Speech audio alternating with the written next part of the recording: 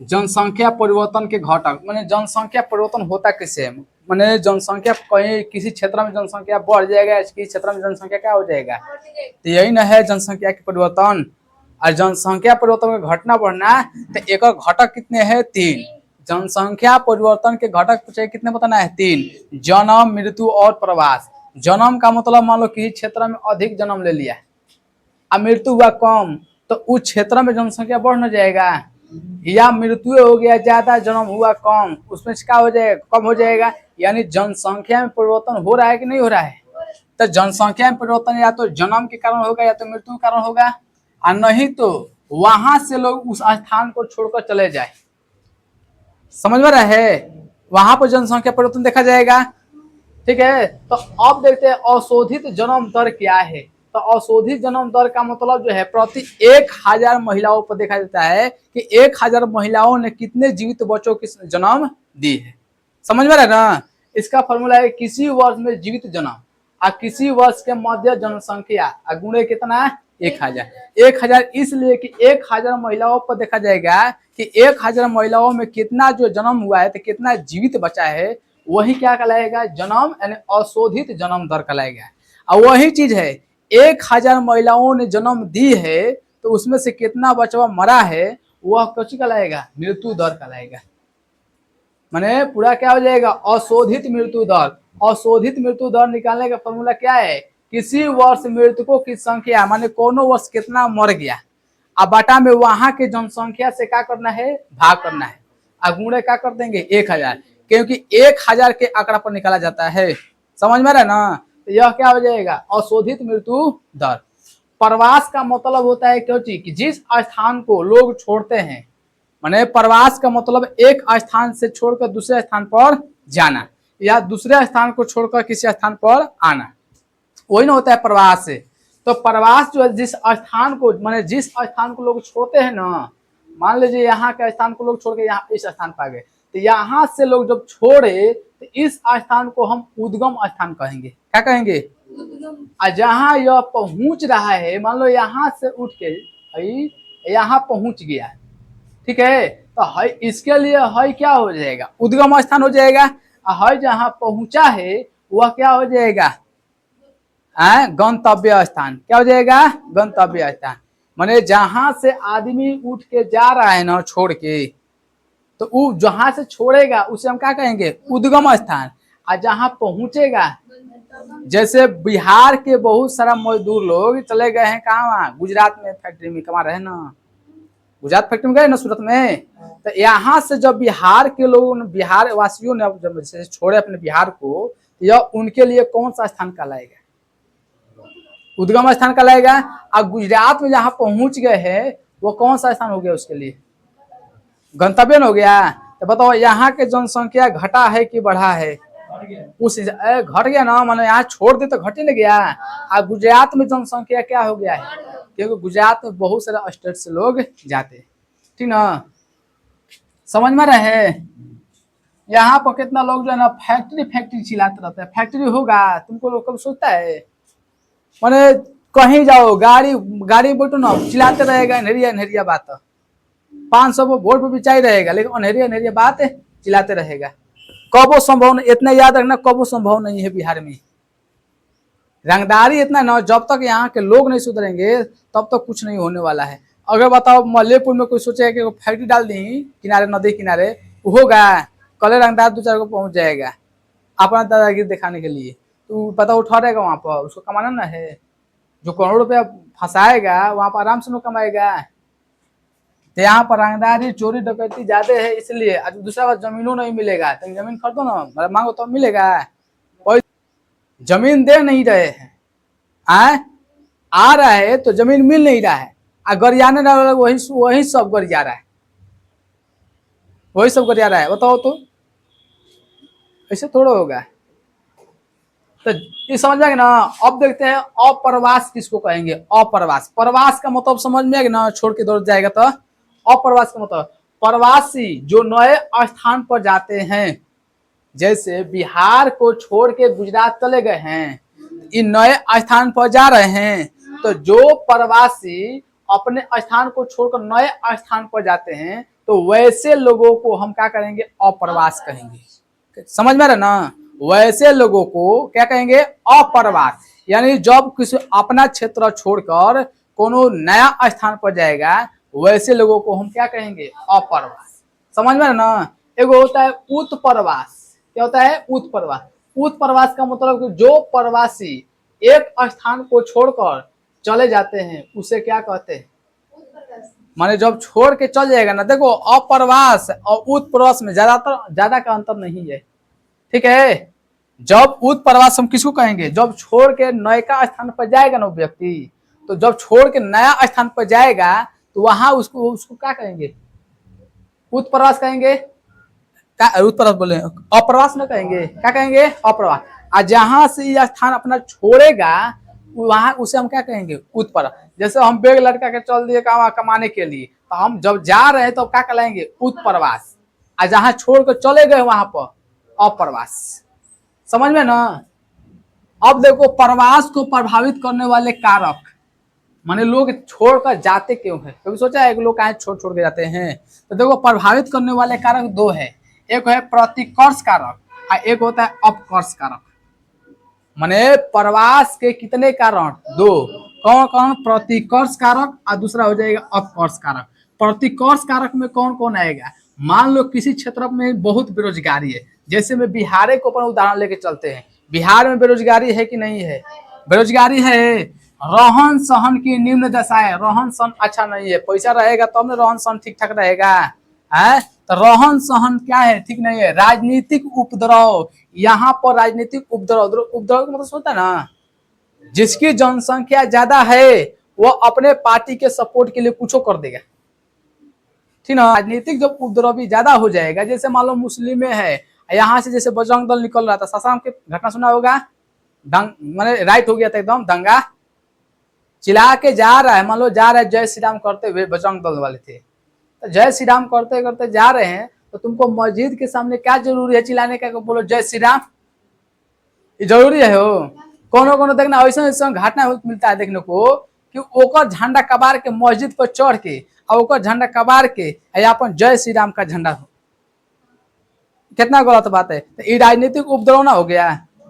बजरंग दल बनाया क्यों गया है, ये मुस्लिमों को टारगेट करने के लिए। आई काहे लिए, राजनीतिक पार्टियां चाहती है कि हिंदू मुसलमान होते रहे ताकि हम लोगों का वोट बैंक काम होते रहे, ठीक ना।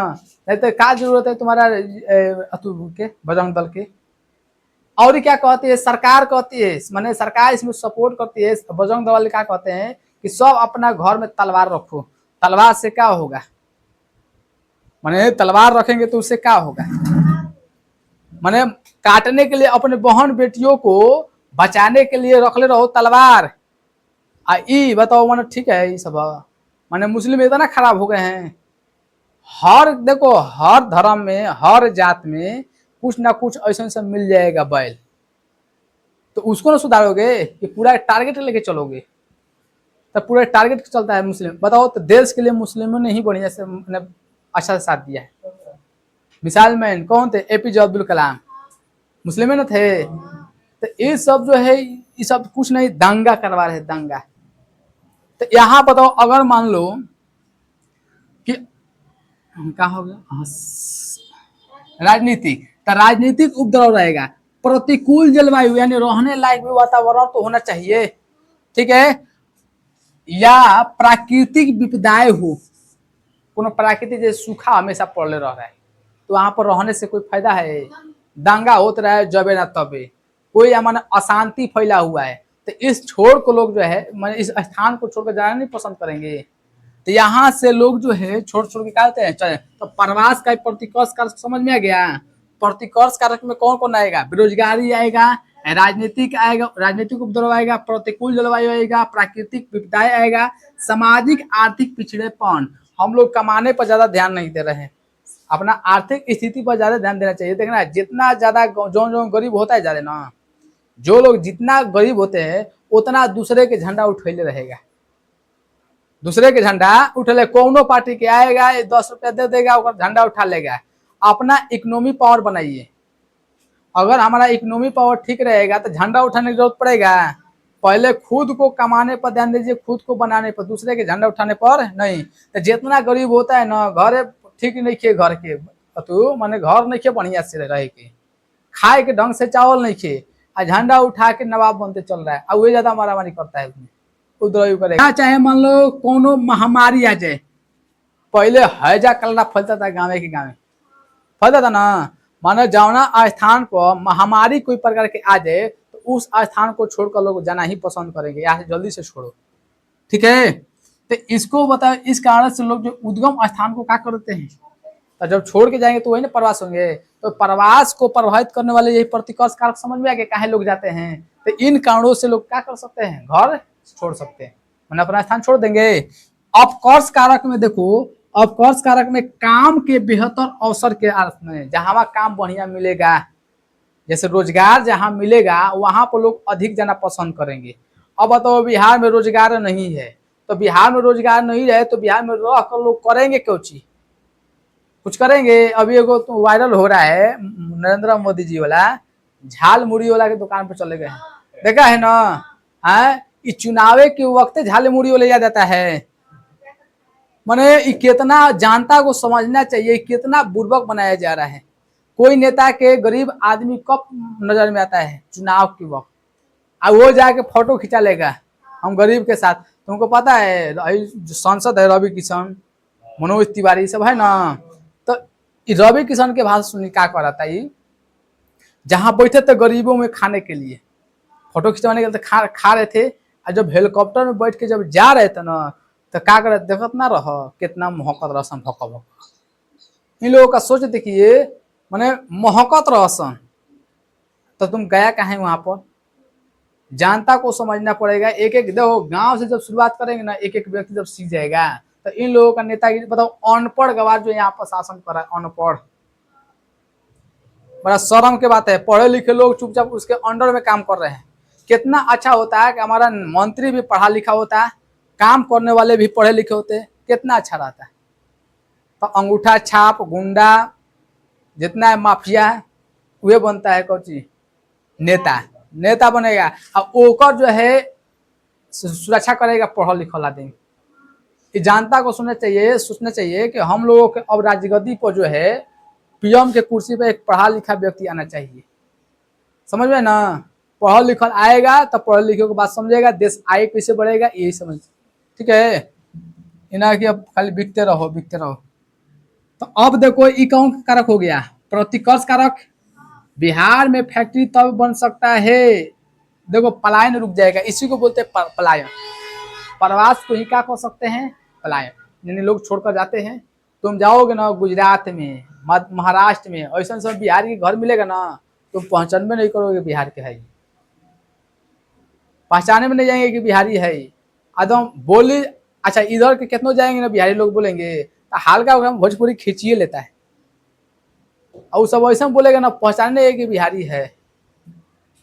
तो बहुत सारे बिहार के लोग जो है, ऐसा नहीं है कि मैंने अतु है अरबपति वहां पर बैठे हुए, वो चाहेंगे तो बिहार में कंपनी खोल सकते हैं, लेकिन कहाँ खोलेंगे। देखो अपकर्ष कारक, देखो काम के बेहतर अवसर, समझ में नहीं, काम के बेहतर अवसर के तलाश में लोग जा सकते हैं। अनुकूल जलवायु रहेगा, जहाँ शांति वातावरण रहेगा, जहाँ मारपीट राजनीति का सब कुछ न रहे, आराम से आदमी का मतलब रहेगा, खाने पीने से कोई मतलब रहेगा, तो वहां जहाँ शांति माहौल रहेगा वहां पर स्थान लोग, वहां पर लोग जाना पसंद करेंगे, ठीक है। तो इन लोगों से, इन कारणों से जो है लोग क्या करते हैं, अपना स्थान को छोड़कर चले जाते हैं, यानी प्रवास करते हैं, समझ में ना। अब लास्ट है देखते हैं जनसंख्या नियंत्रण। जनसंख्या नियंत्रण करें कैसे, परिवार नियोजन करके, ठीक ना। तो जनसंख्या नियंत्रण जो परिवार नियोजन करके, परिवार नियोजन करके, ठीक ना, यानी हम दो और हमारा दो होना चाहिए। अब देखो इसके अनुसार जनसंख्या नियंत्रण में थॉमस माल्थन ने क्या कहा था अपने सिद्धांत में, सिद्धांत कब दिया था, 1798, कब दिया था, 1700, किसने, थॉमस माल्थस ने दिए थे। कि उन्होंने कहा कहे थे, कौन, थॉमस माल्थस ने कहे थे कि लोगों की जनसंख्या खाद्य आपूर्ति के कारण बढ़ती है, जहां खाए के भरपेटा मिलेला ना, वही जनसंख्या बढ़ेला, समझ में रहा है। माने जिस स्थान पर खाने को भरपूर मात्रा में मिलेगा वहां पर जनसंख्या ज्यादा मिलेगा। जैसे बिहार में खाने को कोई कमी है, समतल एरिया है, धान चावल खूब आराम से हो जाता है, दोमट मिट्टी है, धान गेहूं के लिए जो अच्छा है, यहाँ पर धान गेहूं हो जाता है, खाने पीने को, अरे मारे भात मिले, मारे भात मिले, मिल रहा है ना। इसलिए इस एरिया में जो है जनसंख्या ज्यादा है। देख लो उत्तर प्रदेश, पंजाब, बिहार, झारखंड, इस एरिया में है ही नहीं है जनसंख्या ज्यादा है। खाद्य आपूर्ति के कारण जनसंख्या बढ़ेगी। और क्या कहे कि जब उस स्थान पर महामारी आएगा और चाहे कोई युद्ध होगा तो वहां पर जनसंख्या में गिरावट देखी जाएगी। अकाल, अकाल आएगा तो समझो ना, यानी अकाल हो जाए, चाहे युद्ध हो या महामारी हो जाए, उसके कारण जनसंख्या में गिरावट आएगा। समझ में रहा है। अभी युद्ध हो रहा है ना, युद्ध हो रहा है, तो अब बताओ सऊदी अरब और ईरान के जनसंख्या में कमी आएगा कि बढ़ोतरी? कमी ना आएगा। काहे से कि युद्ध में बहुत सारे लोग मारे गए हैं।